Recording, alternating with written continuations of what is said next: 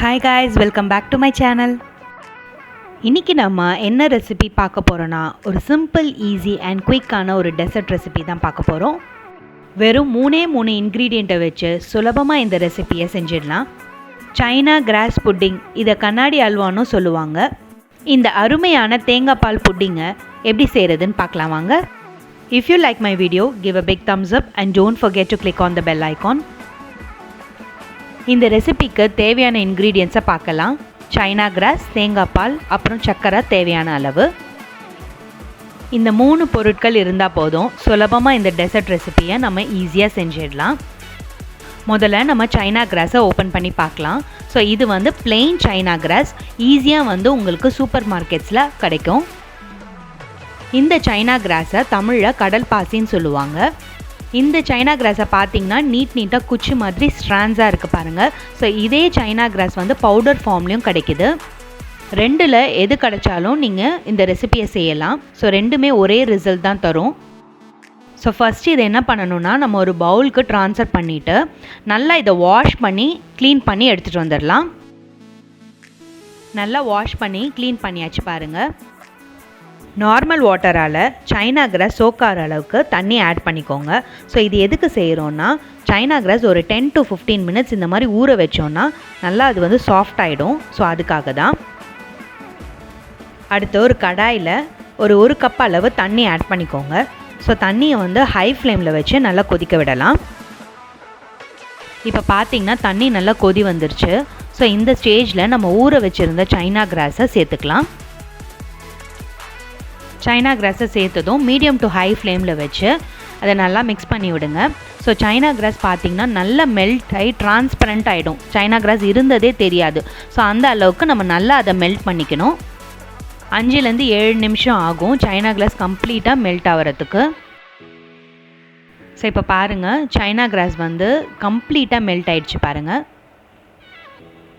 So எவ்வளோ வந்து லிக்விடாக ஆகிடுச்சு பாருங்கள்.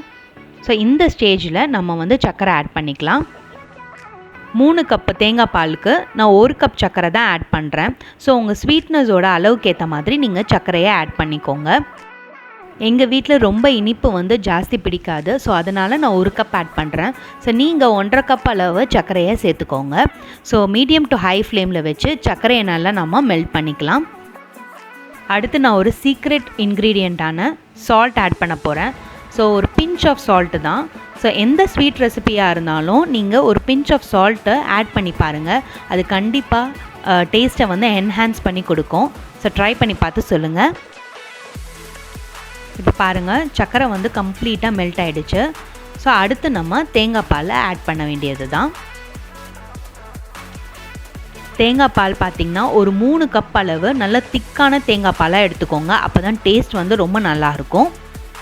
தேங்காய் பாலை சேர்க்கும் போது ஃப்ளேமை வந்து லோவில் வச்சுடுங்க. ஏன்னா தேங்காய் பால் வந்து டக்குன்னு முறிஞ்சிடும். ஸோ அதனால் ஃப்ளேமை லோவில் வச்சுட்டு அதுக்கப்புறம் நீங்கள் தேங்காய் பாலை ஆட் பண்ணுங்கள். தேங்காய் பாலை சேர்த்ததும் நல்லா அதை மிக்ஸ் பண்ணிக்கோங்க.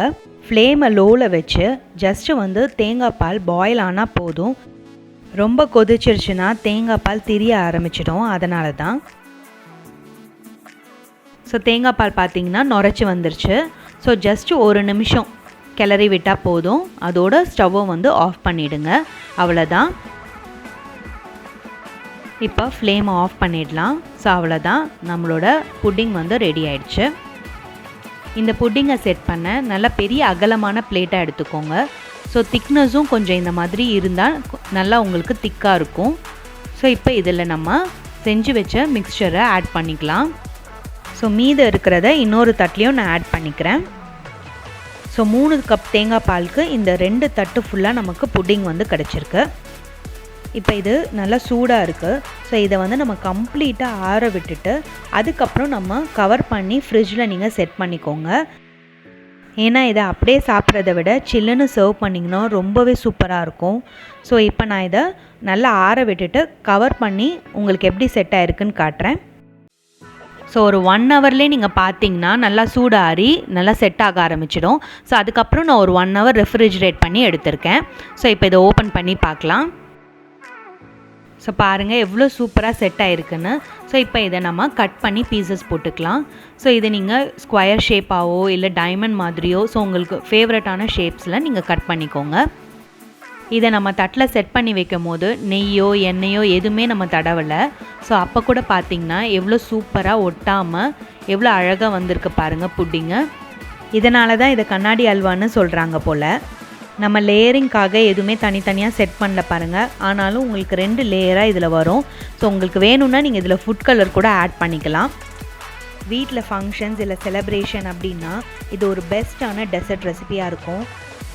ஸோ எத்தனை பீஸ் சாப்பிட்றீங்கன்னு அளவே தெரியாது. ஸோ அந்த அளவுக்கு அதோட டேஸ்ட் வந்து ரொம்பவே சூப்பராக இருக்கும்.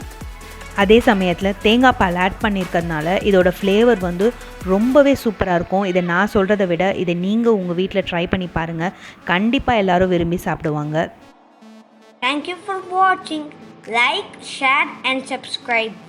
Follow us on YouTube, Facebook and Instagram.